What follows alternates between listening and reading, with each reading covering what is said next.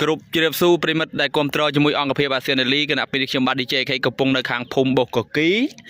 ឃុំដងពោស្រុកក្រមាហៃខេត្តស្វាយរៀងគឺមុននេះបន្តិចប្រជាពលរដ្ឋបានរាយការណ៍មកថាបានស្ទួយដាក់លើឡាន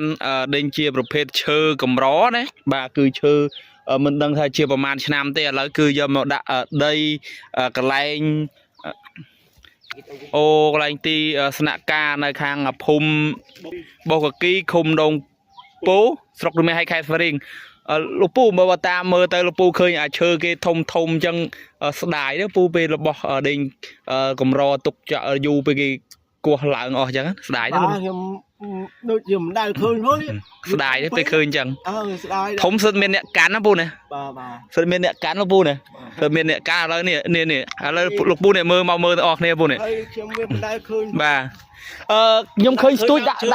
ឃើញស្ទួយដាក់លើឡានម្ដងហើយបន្ទាប់មកគឺដេញឃើញពួកខ្ញុំមក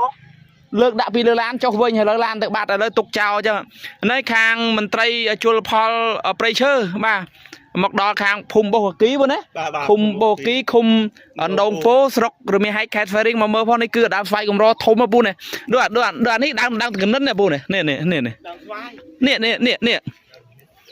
ដើមកណ្និននេះអូ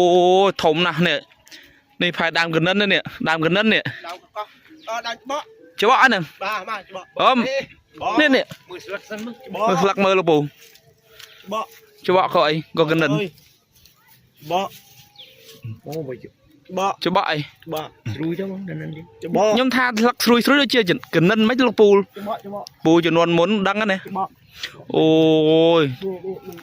អូច្បក់លោកពូណាច្បក់មិនច្បក់នឹងប្រមាណសតវត្សអូនឹងប្រមាណសតវត្សឥឡូវត្រូវបានលើងហើយបាទហើយឈើនេះខ្ញុំក៏មិនដឹងថាគេយកទៅដាំនៅក្នុងស្រុកឬមួយបំរុងចេញទៅក្រៅស្រុកទេលោកពូណា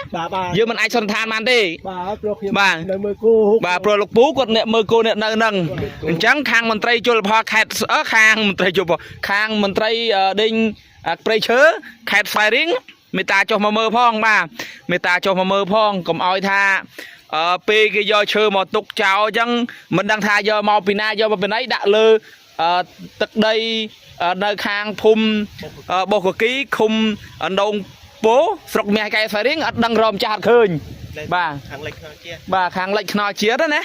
បាទខាងលិចខ្នល់ជាតិហើយនេះគឺនេះដើមស្អីទៅលោកពូនេះអានេះដើមអីលោកពូនេះដើមគ្រើលហើយដើមរះអានេះដើមគ្រើលឯងអូសិតតែដើមកម្រអញ្ចឹងដើមគ្រើលហើយដើមរះអូដើមគ្រើហើយដើមរះទៅនេះស្អីគេមួយទៀតនេះអូនេះកកោះនេះ